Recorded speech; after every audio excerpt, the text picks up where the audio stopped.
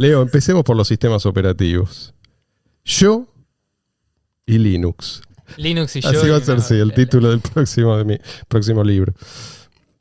Portada de la serie. Yo me las ingenio más o menos, ¿sí? Pero digamos que si quiero resolver un problema, tengo que bucear bastante, tengo que ver. Sí, siempre de alguna manera lo resuelvo. O consultar a un amigo. Pero sí. Que es lo que muchas veces terminamos haciendo. Digo, estamos condenados a tener que hacer un curso intensivo o extensivo para poder aprovechar las ventajas de Linux. Ponete por un segundo en los zapatos de un tipo que no tiene los conocimientos que vos tenés. Bueno, yo lo que creo, y por lo menos en mi experiencia personal, sin la necesidad, digamos, de una gran corporación y sin la necesidad de un monopolio de una licencia, hoy en día los sistemas operativos basados en distribuciones de el sistema, voy a hacer una pequeña aclaración, GNU. Sí, con yo Linux. sabía que iba a sí. decir eso. Sin la necesidad de patentes, contratos exclusivos, secreto empresarial. Increíblemente, la comunidad hacker internacional se ha podido organizar espontáneamente y generar componentes informáticos, es decir, programas, herramientas en definitiva, Sí. que funcionan, son interoperables entre ellas y que pueden ofrecer al usuario una experiencia de uso casi tan buena o incluso yo diría hasta mejor que la que tienen con sistemas operativos privativos como el caso de Windows y ahora también con los teléfonos móviles.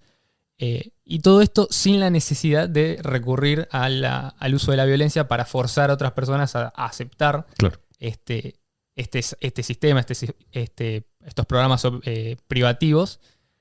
E incluso, digamos, al punto de que hoy en día es tan fácil instalar un sistema operativo, una versión de GNU con Linux, como conectar un pendrive a una computadora y hacer un par de clics en el botón. Es decir, es una interfaz bastante intuitiva para cualquier usuario y empezar a utilizarlo. Es decir, ya por defecto viene con todos los programas que una persona suele necesitar. Es decir, un navegador para entrar a internet, una aplicación, una herramienta para trabajar con texto, visor de reproductor de video, de música y no mucho más, porque la realidad es que es lo que la gran mayoría de las personas terminan utilizando. Y la experiencia de usuario que tiene la gente que lo utiliza es realmente buena. Por ahí es como que queda la preconcepción, creo yo, ¿no?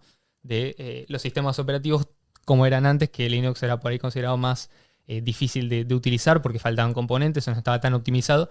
Pero recordemos que en esa época también era difícil usar una computadora, un sistema operativo basado en Windows, y tenías que tener, digamos, todos los componentes compatibles entre sí. Sí. Vos comprabas un mouse y el mouse tenía que tener los drivers correctos y podía ser que ese driver no funcionaba con tu versión de Windows. Sí. No, y hoy, a ver, hoy en día creo que todos estamos más o menos familiarizados con los horrores de Windows, más allá de la filosofía. O sea, si uno tiene un problema, bueno, no sé, más te vale tirar la computadora a la basura y comprate otra. Ahora, en el caso de Linux, eso que vos decís que forma parte del pasado, yo creo que no está del todo enterrado. O sea, sigue siendo un desafío para el usuario común, ¿no?, de una computadora pasarse por completo a Linux. Sí, es verdad lo que decís. A ver, hay algunas deficiencias, cuestiones técnicas que por ahí faltan resolver. Entiendo yo igual que suele ser un problema cuando se mira al usuario como una persona aislada. Y creo que una de las grandes ventajas que tiene la filosofía del software libre, del movimiento software libre, es que siempre mira al usuario dentro de una comunidad. En esa comunidad el usuario puede recibir ayuda. Sí, de hecho, a la larga lo resuelve. Claro, Sí, a la larga consta. siempre se resuelve. Sí. Y siempre hay una persona que te puede ayudar. Es decir, yo en mi caso hice la primera instalación que hice un sistema operativo basado en GNU con Linux, fue personal y digamos tuve que agarrármela solo. Pero después, con el tiempo, te vas dando cuenta que hay una comunidad detrás de gente que apoya y soporta este sistema y que realmente tienen interés de que vos lo uses. Entonces dedican parte de su tiempo libremente y gratuitamente a ayudarte a resolver los problemas que tengas. O sea que, si bien es verdad que no está del todo enterrado y que la gente por ahí se puede encontrar con algunas barreras, creo que sigue siendo bastante simple. Una más pregunta, por lo menos de lo que era antes. Sí. que es algo bien básico, que la otra vez, la última vez que estuviste acá hablamos un poquito, que fue lo que nos disparó también el hecho de hacer el tema de hoy. Para volver a decirlo y que quede bien claro y digamos, ponerlo bien conceptual. la diferencia entre software libre y el código abierto. ¿Te acuerdas Qué que buena vamos a idea, hablar? empezar por el principio, ¿no? Sí, excelente. No, porque me encantó el arranque. Igual. Fue, de hecho, bueno, vamos a lo práctico. Está Sí, bien, sí. para el que quiera una respuesta. Hay una razón filosófica detrás de esto. No es que Sí. lo que estoy diciendo son palabras sueltas que por ahí si uno viene siguiendo el programa dice ¿esto a qué viene? ¿No? Sí. Creo que hay una razón detrás. Arranco por el principio. Dale. Dale. Si tenemos que decir que es un programa informático, no termina siendo más que una herramienta. Es decir, es una herramienta de trabajo que va a utilizar una persona a la cual le va a ingresar un input, digamos, y va a devolverle algo. Es decir, busca producir un cambio. En este caso, generalmente va a utilizar información. Ya sea, por ejemplo, un programa para editar video, un programa para editar música, un programa para comunicarse con otra persona. Es decir, son herramientas que facilitan las tareas de la vida diaria. Ahora, como son herramientas, la idea era la siguiente. Cuando aparecieron las computadoras, allá por la década del 60, del 70, todo el software que existía era libre. Las computadoras estaban limitadas a ámbitos militares y educativos, en este caso los campus universitarios, y las primeras redes que había de computadoras interconectadas eran las redes que estaban en el campus. En ese momento había que tener un gran conocimiento técnico. Claro. Y todo lo que era, por ejemplo, crear un nuevo programa que hiciera algo por más básico que sea, así como, por ejemplo, editar texto o poder imprimir un archivo, era algo que era tan útil que no tenía sentido que la persona que lo escribía se lo quedara para sí, sino que lo compartía con el resto de las personas para que todos pudieran beneficiarse de ese avance. Esa persona recibía el programa, generalmente también con el código fuente, que es básicamente el código informático que puede entender un programador para editarlo y modificarlo. Entonces la persona decía, mira, está muy bueno este programa, pero podría hacer esto mejor. Claro. O quiero que haga tal otra cosa, o quiero que me cambie el tipo de letra cuando lo imprimo, por decir cualquier cosa, ¿no? Pero se podía hacer. Entonces, en definitiva, lo que terminabas teniendo era una comunidad de hackers donde hacker en inglés significa es como una persona que se las ingenia para resolver un problema. Claro. No se refiere específicamente a una persona que realiza ataques informáticos. Sí. Como la definición original de hacker Un experto. es, claro, un experto o alguien que usa el ingenio para resolver problemas difíciles. Ujú. Entonces tenías comunidades de hackers que se compartían el software entre ellos y que hicieron posible que esto que era al principio extremadamente técnico y complicado de entender se fuera facilitando para que más y más personas lo pudieran utilizar. Primero llegaron las empresas. Y cuando llegaron las empresas se dieron cuenta de lo siguiente. Recién había mencionado el código fuente. Sí. El código fuente es el código que uno puede ver y editar cuando uno sabe, por ejemplo, programación, ¿no? Si uno es un usuario técnico, sabe programación, dice, yo puedo leer el código fuente y veo qué está haciendo el programa. Pero la computadora no lee código fuente. La computadora utiliza el sistema binario. Entonces, generalmente se utiliza un programa, si es otro programa, que convierte ese código fuente en código binario. El código binario lo puede entender una computadora, pero nosotros no lo podemos entender. Lo que empezaron a hacer las empresas es esconder el código fuente y al usuario le daban el código binario. Estos fueron los primeros sistemas operativos privativos. Entonces, ¿qué pasa? Si yo tenía una mejor idea, por ejemplo, quería modificar algo del funcionamiento, no podía. ¿Por qué? Porque justamente... Eso no se podía porque es difícil hacer la ingeniería La traducción. reversa o porque la ley te lo prohibía. Las dos cosas, porque por un lado tenías una dificultad técnica de hacer ingeniería inversa, pero incluso si vos podías hacer la ingeniería inversa, la licencia generalmente con la cual vos comprabas ese programa te lo prohibía. Y la licencia estaba amparada en los derechos de autor o en las patentes de ahí copyright. ahí está el tema. Exactamente. El problema en definitiva fue esto, el tema de las patentes, es decir, las empresas que vendían este tipo de herramientas se encargaban de que vos no pudieras tener ningún tipo de control, que tuvieras que usar el programa tal cual ellos te lo vendían, y que si ellos, por ejemplo, dejaban de darle soporte de 5 o 10 años, directamente te quedabas con una herramienta que no te funcionaba. Claro. Imaginémonos por un momento que nos vendieran un auto y que nos dijeran, bueno, podés usarlo como yo te digo que lo uses. O sea, por ejemplo, no podés utilizarlo para determinadas cosas. No puedes ir por una No por podés ir avenidas. por avenidas y no puedes abrir el motor. Es decir, no podés abrir el Claro. capó. Claro. O te lo vendo soldado y no se te vaya a ocurrir abrir esto porque no solamente vas a estar rompiendo la licencia, sino que te voy a sacar la garantía. O sea, sería una analogía por ahí como Muy para bueno. que la gente entienda. Y por otro lado, ¿qué pasa si me están vendiendo una herramienta que no es compatible con el resto de las que están funcionando? Entonces tenías al principio que todos los sistemas operativos no eran interoperables entre ellos. Es decir, Claro. una persona que tenía un sistema IBM no podía Claro. utilizar ese programa en otro sistema diferente. por decir un ejemplo. Entonces, claro, las primeras empresas de computación generaban enormes ingresos porque era una tecnología útil, pero la desventaja que tenía era que obviamente los usuarios quedaban encerrados en un ecosistema.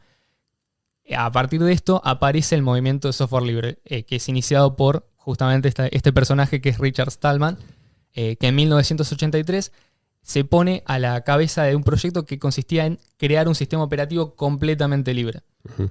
Esto en el año 83.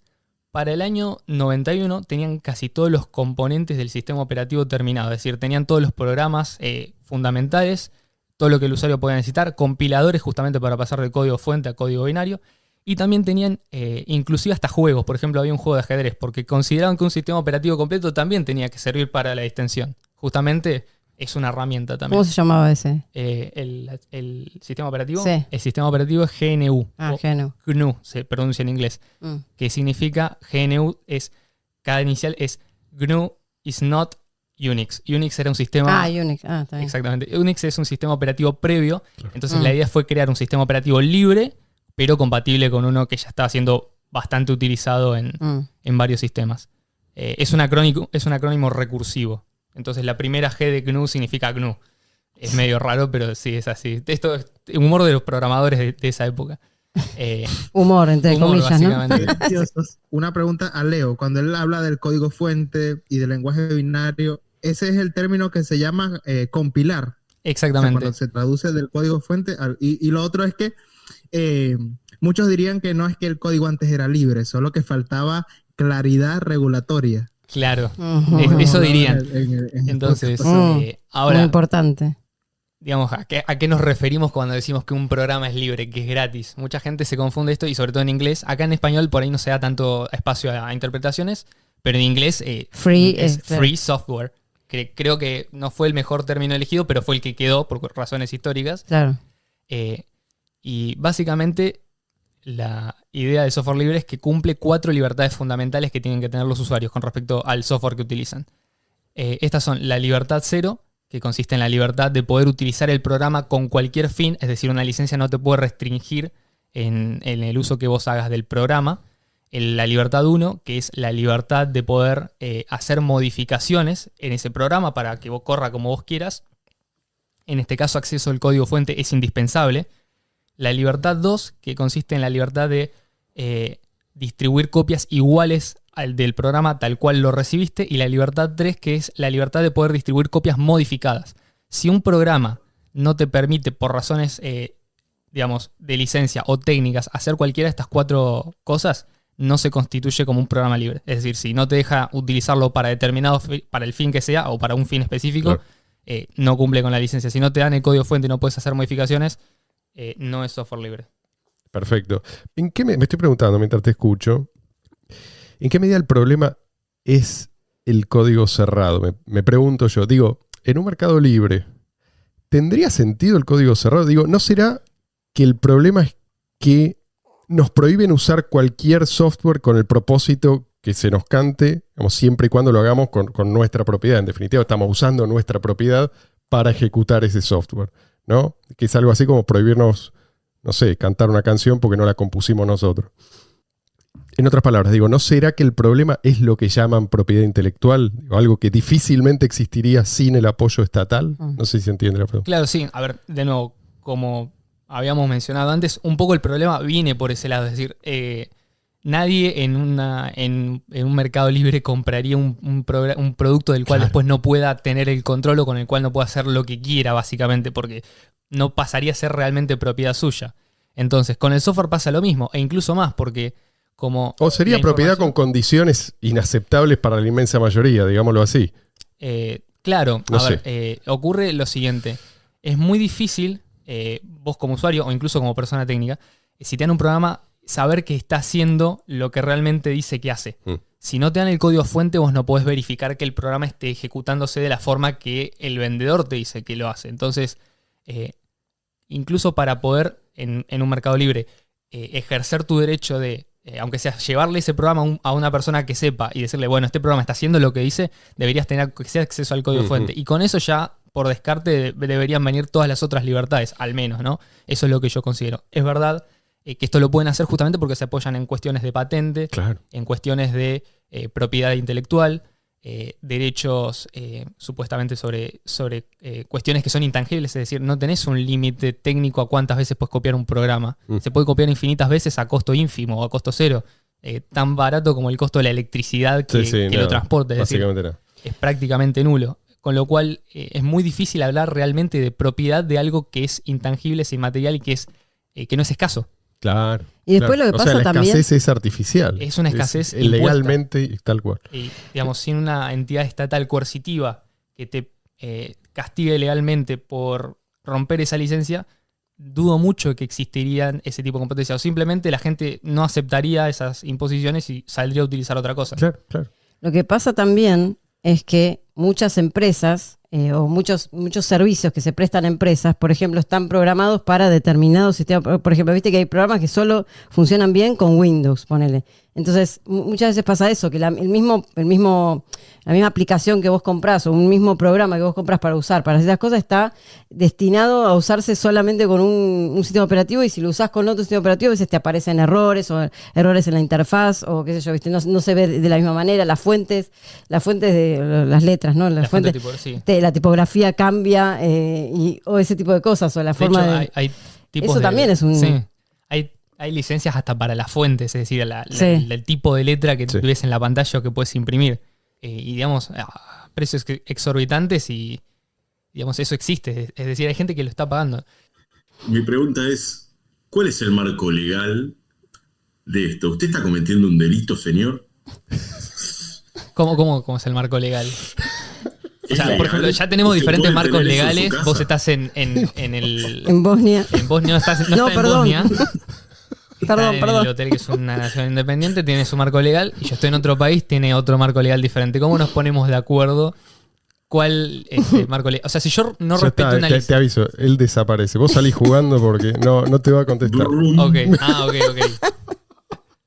Igual no me queda clara la pregunta. ¿Y es un delito lo que usted hace, señor? ¿Es un delito en su país o cómo es el marco legal en el mundo? No es un delito. No, al contrario, no. Usar software libre justamente es un software que ya viene. O sea, se aprovecha del vacío del marco legal actual, de hecho, para garantizar que la libertad que vos estás recibiendo al utilizar ese programa se la puedas pasar a otras personas. Por ejemplo, una licencia libre es un programa que. Perdón, un programa va a tener una licencia libre si la licencia con la que viene te permite hacer las 4 cosas que describí antes, es decir, si cumple con las 4 libertades. Hay licencias que son, no se le llama copyright, sino copyleft, Sí. como un juego de palabras. ¿Por qué? Porque lo que hacen es, vos podés utilizar este programa siempre y cuando si lo compartís tenés que licenciarlo con la misma licencia. Es decir, De tenés hecho, la C está para el otro lado. O sea, Claro. la C de copyright, pero escrita al revés. Sí, es exactamente el mismo logo, solamente que invertido. O sea que además de delincuente comunista, diría el abogado del diablo. No sería comunismo porque sería Absolutamente. voluntariamente aceptado. Es decir, Nosotros queremos proteger a las personas del comunismo. Gracias, Sí, muchas amigo. gracias. de hecho, Continúa. Básicamente, encontrar la solución, pero utilizando un contrato. claro, exactamente. Es decir, Sí. se aprovecha del marco legal actual. En el futuro, obviamente, uno de los objetivos es eliminar por Sí. completo las cuestiones de patente y propiedad intelectual, que son términos engañosos en Sí, definitiva, sí, sí. porque no se puede tener propiedad sobre algo que no es escaso. Sí, sí. Es como Tal decir, cual. soy el dueño del aire, soy el dueño de la luna, Tal o cual. soy el dueño del espacio astral. No tienen sentido ese tipo de cosas. Ahora, te voy a decir una cosa que me hace ruido. El hecho de que el principal representante del movimiento, llamémoslo open source, Stallman, tu ídolo, sea básicamente un estatista. Porque lo es. Es estatista, sí. Eso es algo que a mí me pone en guardia. Digo, por ejemplo, para él está perfecto que la moneda esté en manos del Estado. ¿Sí? O sea, en manos del monopolio por excelencia, el monopolio que hace posible la existencia de todos los demás monopolios y que, bueno, hace posible la existencia de corporaciones protegidas de la competencia, ¿no? Que es lo que tanto se queja, ¿no? Y el monopolio que impone precisamente ese aborto jurídico que es la llamada propiedad intelectual, ¿no? También de la que tanto se quejan los amantes del software libre. Entonces, a ver, ¿entidad más opaca que el Estado? No hay. ¿Entidad más asimétrica, más injusta? En ningún caso lo que denuncia Stallman es más claro y más obvio que cuando el Estado está en el medio. Digamos así, no hay idea más peligrosa que poner algo en manos del Estado. ¿Sí? Cualquier cosa. Callate, Luis. Quiero decir, bueno, sí. Perdón, compañero. Es más. Y para Stallman está perfecto poner en manos de estos tipos nada menos que la moneda. En lugar de tener una moneda open source. Por lo menos es lo que en una conferencia que yo vi, alguien le preguntó, che, ¿qué opinás en su momento de Bitcoin? Cuando había un solo Bitcoin. Y el tipo lo desestimó por completo. Dijo, ya tenemos dinero, no necesitamos otra forma de dinero. Entonces no entiendo cómo es que por un lado nos habla este tipo y otros como él de los peligros del código cerrado y al mismo tiempo ignora los peligros de confiar en el Estado. O sea, ¿nunca escucharon hablar de homicidio? ¿Sí? Digamos, sin irse a este extremo. Digo, ¿no saben que todas esas corporaciones de las que tanto se quejan son excrescencias del Estado? ¿Cómo encaja ese círculo en este cuadrado? Esa es una opinión de él y creo que en eso está errado, es verdad. Él lo que plantea es lo siguiente. Hay libertades esenciales, no sé si él las plantea como derechos absolutos o derechos positivos. No conozco lo suficiente de su filosofía como para poder decir específicamente por qué él, por ejemplo, desestima la idea de Bitcoin o si ya cambió de opinión. Sé que es una persona que, dada la información suficiente, tiende a modificar la forma en la que piensa. Es una persona, escuchen una conferencia y se van a dar cuenta que es alguien que tiene, digamos, un planteo generalmente racional y consistente. Uh-huh. Es decir, sigue un hilo conductor y pensó las cosas lo suficiente como para no pisarse, por lo menos con lo que dice. Dentro del sistema de pensamiento que él utiliza, tiene sentido. Puede ser que el marco en el cual se para ya esté errado o equivocado, pero ese es otro tema. Lo importante es lo siguiente. Incluso si Bitcoin, por ejemplo, que es una moneda que justamente respeta los principios del software libre, porque cualquier minero o cualquier usuario que descargue algún cliente de Bitcoin lo va a hacer descargando un programa que respeta estas 4 libertades, por lo tanto va a ser un programa libre, es decir, es un programa que funciona de forma local en la computadora del usuario y que opera en una red que es descentralizada y libre. Incluso si Stallman no está de acuerdo, los principios que él defiende permiten que vos lo hagas. Es decir, él no te puede imponer no utilizar Bitcoin porque justamente te estaría impidiendo el uso de un software que está distribuido con una licencia que es libre. Con lo cual, si bien por ahí lo que estaría mostrando en este caso es que él no es consistente en eso, al menos sí es consistente con la defensa de los derechos que él considera que son fundamentales, por lo menos en el caso tampoco dice esto no debiera existir o habría que prohibirlo. Claro, es decir, él por ahí cree que no es conveniente y el hecho de que sea estatista, por ahí lo piensa desde la forma en la que, por ejemplo, lo piensan muchos liberales modernos, que es el hecho de las corporaciones como algo malo, pero es como que el Estado debe intervenir para quitarlas cuando quizás es el mismo origen. Por ahí falta hacer esa relación, ese salto de conocer que justamente establecer condiciones de mercado desfavorables para la competencia genera la aparición de monopolios que son artificiales, en definitiva. Sí. Otra vez lo escuché, no me acuerdo si él u otro de estos representantes o ideólogos pro software libre hablar de la importancia de que en el sistema educativo estatal se use Linux y no otro sistema operativo. Bueno, es algo que decía Mariano, por ejemplo, ¿por qué las empresas, y es una idea que quería traer, por qué las empresas usan Windows, por ejemplo? Porque la gente sabe usar Windows. Y uno en la clase de informática en la escuela, es una escuela privada, una escuela pública, te van a enseñar a usar Windows, te van a enseñar a usar Word, te van a enseñar a usar Excel. Son programas todos. No, pero yo me estoy riendo de que no ven al propio sistema educativo estatal como el problema. El problema es que el sistema operativo usa.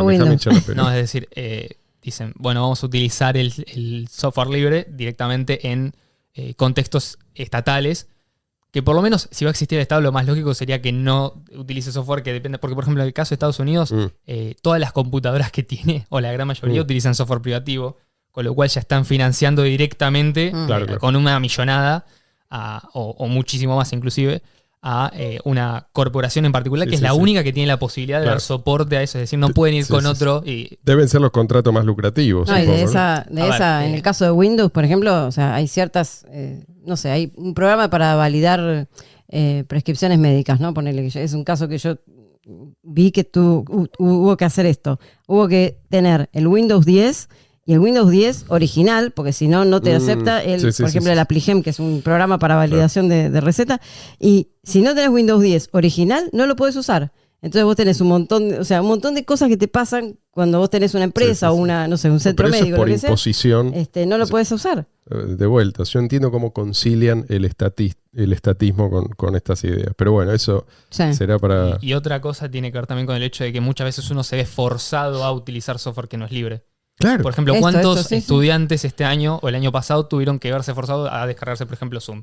Claro. Que Claro. es justamente un programa que no saben lo que hace. O incluso he recibido casos de gente que las escuelas le decían, comprate esta computadora, descargarle este sistema operativo y ponerle los programas que yo te digo. Ninguno de esos programas eran libres y la mayoría de ellos tomaban control absoluto de la computadora.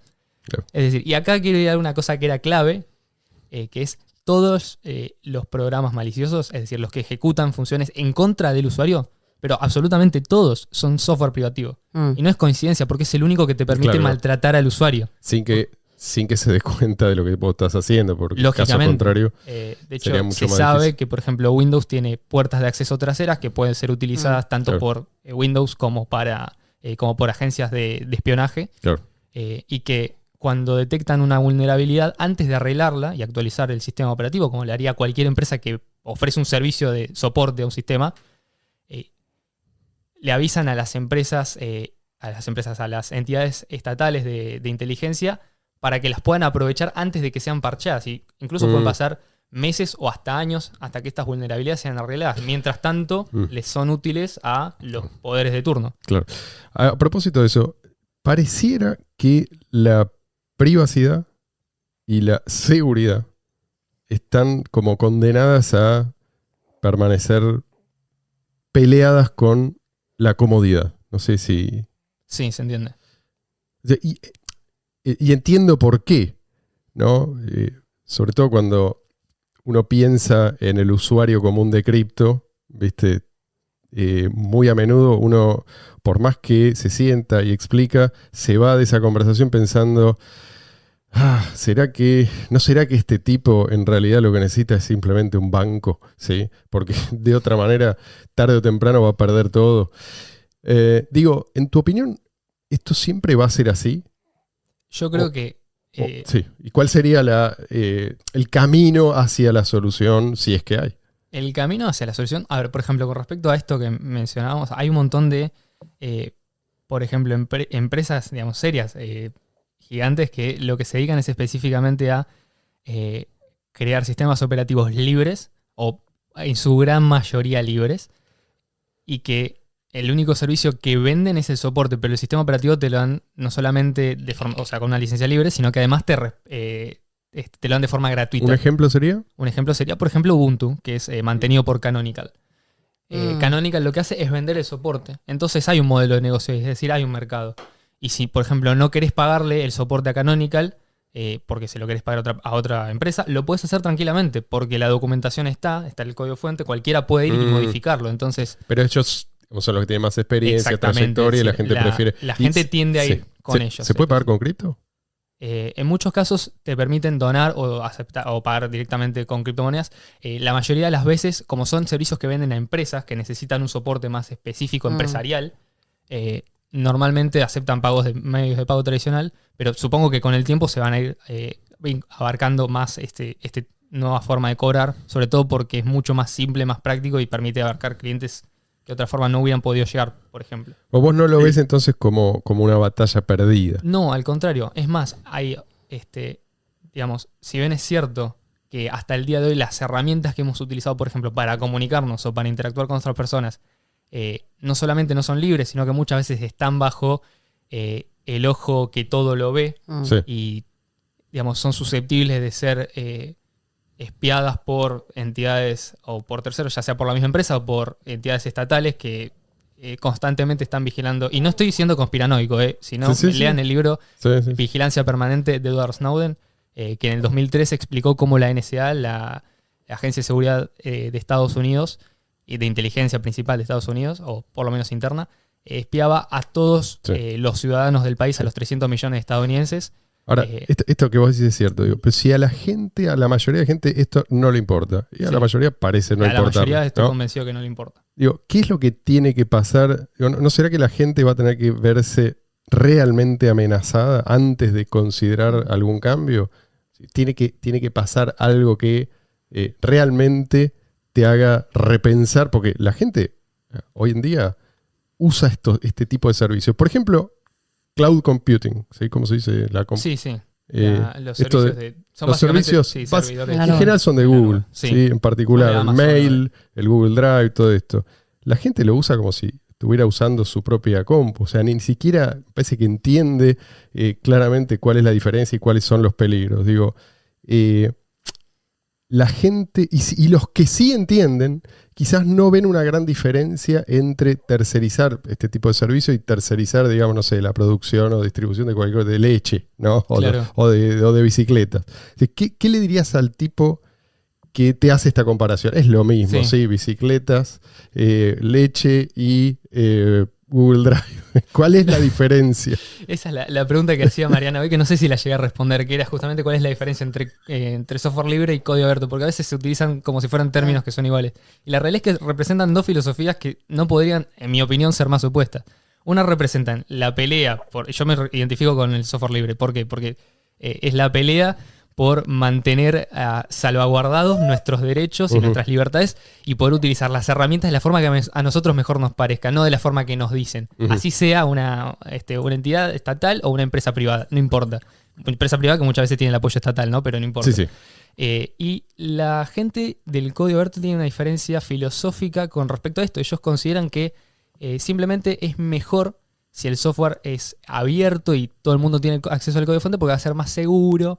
Va a ser más fácil de mantener, va a haber más gente que lo mire, pero no les importa realmente preservar los derechos de los usuarios. Es decir, si no hay una mejor alternativa, si no hay una alternativa libre, por ejemplo, a un programa, una persona que defiende el software libre te va a decir, no uses ese programa, hace un sacrificio, una persona madura y digamos que está consciente de cuáles son sus derechos, puede hacer un sacrificio con tal de preservar su libertad, y una persona que defiende el código abierto te va a decir, úsalo igual. Algún día aparecerá una alternativa abierta y usaremos esa mientras sea mejor, pero si es mejor, si te resulta más conveniente, no importa, es lo mismo.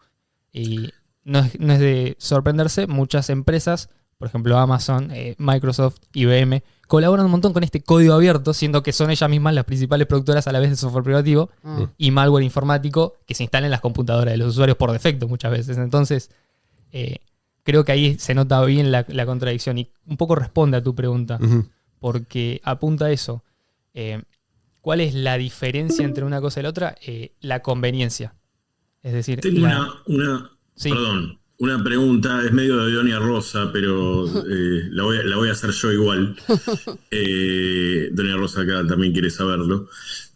Yo me acuerdo que cuando yo tenía la computadora anterior, yo tenía problemas para, digamos, empezar a instalar todo lo que tenía que instalar. Y mi hermano menor me recomendó yo necesitaba mucho el Word y, bueno, todo eso, el Office, digamos. Y me recomendó uno libre, ¿no? Entonces yo lo bajé en Windows y empecé a usar ese. No era tan bueno, la verdad, fue hace unos años. Pero bueno, lo podía usar sin tanto lío.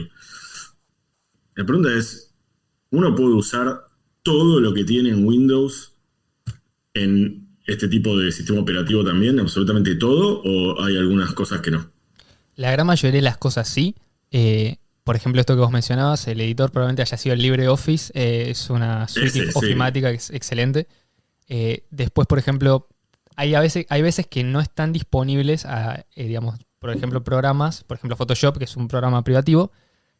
Justamente porque privativo me refiero a la libertad de los usuarios. Pero hay alternativas libres, por ejemplo GIMP, que está también para Windows, pero también obviamente para distribuciones libres de GNU con Linux. Y después, si no las hubiera, yo creo que la mayoría de los casos con el tiempo van apareciendo. ¿Y por qué la gente se dedica a crear nuevo software? porque hay una demanda por ello y porque justamente hay un modelo de negocio detrás que puede vender el soporte. Y increíblemente esto también prueba ser rentable, es decir, justamente el proceso natural de mercado, es decir, de la gente que necesita, en este caso, una alternativa libre porque le importa preservar su libertad, es la principal en colaborar con la aparición de este y después con el mantenimiento del mismo.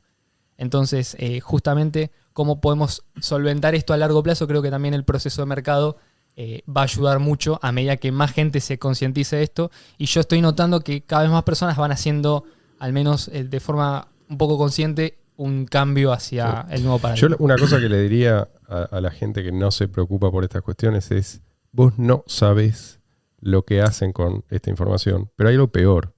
No sabés lo que pueden hacer en el futuro, ¿sí? Aún si tienen las mejores intenciones hoy, vos no sabés quién va a estar a cargo, ¿sí?, de esa misma organización que tiene posesión de toda esa información tuya. Yo te quería hacer una pregunta, Leo. Con respecto al tema de los celulares, porque básicamente hoy en día la mayoría de la gente usa o Android y si no el de Apple, ¿no? iOS, Sí, que es iOS. el sistema de... ¿hay algo similar a esto en desarrollo o ya desarrollado que se pueda utilizar para los celulares? Sí, totalmente. De hecho, lo que mucha gente por ahí a veces hay que recalcarles, los celulares son computadoras, porque en definitiva hacen eso, corren programas, se les llaman aplicaciones en el caso de los celulares, y digamos, deberían cumplir con las mismas características, es decir, deberían respetar, en este caso, las cuatro libertades fundamentales de los usuarios de software. Pero en el caso particular pareciera que no hay muchas opciones, simplemente tenemos un teléfono que corre Android o un teléfono que corre iOS. En el caso de iOS, mucha alternativa no hay. No solamente el software de Apple es completamente privativo, sino que muchas veces el hardware también es difícil de manipular porque lo fabrican ellos y solamente ellos tienen las patentes para poder desarrollar los programas. Hay unos programas muy específicos que no van sobre el sistema operativo, sino que van más abajo, digamos, más cerca de donde está el hardware, por así decirlo. Si no tenés el funcionamiento interno, no conoces cómo está fabricado, es muy difícil crear una alternativa libre. O sea que para mí esos quedarían, en este caso, completamente descartados. En el caso de Android es mucho más simple. Si bien tenés algunos componentes no libres, puedes tener igualmente un sistema operativo mayormente libre. Lo que te permite la mayoría de los teléfonos con Android es cargarles tu propia versión de Android que no tenga ningún componente no libre. Hay versiones que ya están en desarrollo y que son completamente funcionales, que tienen todas las características y que te dan un sistema operativo con todas las aplicaciones que puedes necesitar para usar el teléfono, e inclusive si necesitaras, por ejemplo, instalar alguna otra cosa, se puede hacer sin ningún tipo de inconveniente. Está bueno. Es decir, tenés la libertad de elegir qué programa hacer. Y en el caso, por ejemplo, de que sí o sí, por las razones que sea, porque no hay una alternativa, o no tiene que ser, me paso automáticamente a vivir con el software que tengo y del que dispongo. Supongamos que para una persona que arranca y que le interesa todo esto, quiere pasarse a software libre y dice, bueno, voy a instalar una versión de Linux, una distribución diferente de Android, lo puede hacer, y si depende de algunos programas se pueden instalar igual. Es decir, en ese sentido, pero ya los elegís vos. Es decir, no te los están imponiendo, no te vienen preinstalados, no tenés que andar renegando con después actualizaciones o programas que no terminás usando, que te ocupan espacio en la memoria. Es decir, ya sos mucho más libre, estás más en control de cómo funcionan tus equipos. Y hoy en día estamos viendo algo que es bastante interesante, que son teléfonos que están completamente basados en distribuciones de GNU con Linux. Hay dos empresas que se están dedicando a esto, que están construyendo hardware nuevo, completamente abierto, con especificación y documentación accesible para todos los desarrolladores, que en el futuro posibilitarían tener un teléfono completamente libre, sin nada, absolutamente nada privativo, y mucho más mantenible y sustentable a largo plazo. La única desventaja es que por el momento, como son emprendimientos chicos, suele ser hardware caro, es decir, teléfonos relativamente caros y no tan funcionales como lo son los modernos sistemas operativos de iOS, de Apple o de Google. Pero bueno, por el momento van funcionando y se espera que en el futuro vayan funcionando mejor. A la gente que le interesa ya está invirtiendo en esto, porque ven en el futuro una posibilidad de mantener el control sobre la información mucho más eficiente. Claro. Yo creo que tengo una pregunta curiosa. puesto que Leo habló sobre las diferencias entre el código abierto y el software libre. Quisiera saber qué implicaciones tiene que las criptomonedas se hable que son código abierto y no software libre, o qué diferencia habría en ese aspecto. Hay una definición, en realidad tenés la Free Software Foundation, que sería como la principal organización sin fines de lucro dedicada a la promoción del software libre, y que tiene sus propias definiciones del software libre, y la OSI, la Open Source Initiative, que básicamente son las que mantienen el estándar de qué es un programa de código abierto. La realidad es que en la práctica el 99% de los programas que son software libre son código abierto y el 99% de los programas que son código abierto son software libre. Hay veces que no se solapan, pero suelen ser bastante escasas esos casos de software. En el caso de las criptomonedas, si bien la mayoría de la gente habla de software de código abierto, como son software libre, yo prefiero decir que son de software libre. Igualmente se puede decir que son software de código abierto. Mucha gente utiliza el término software libre y de código abierto de forma neutral, como para no hacer referencia a una cosa ni a la otra. A mí sí, creo que en ese caso aplica perfectamente, porque específicamente las criptomonedas en la mayoría de los casos son software libre y a la vez cumplen con la definición que tienen ellos de código abierto. Creo que son 14 puntos, la verdad no me lo sé, pero están disponibles y la mayoría de las cosas son coincidentes. El problema es la filosofía que hay detrás, no tanto la práctica como se manifiesta.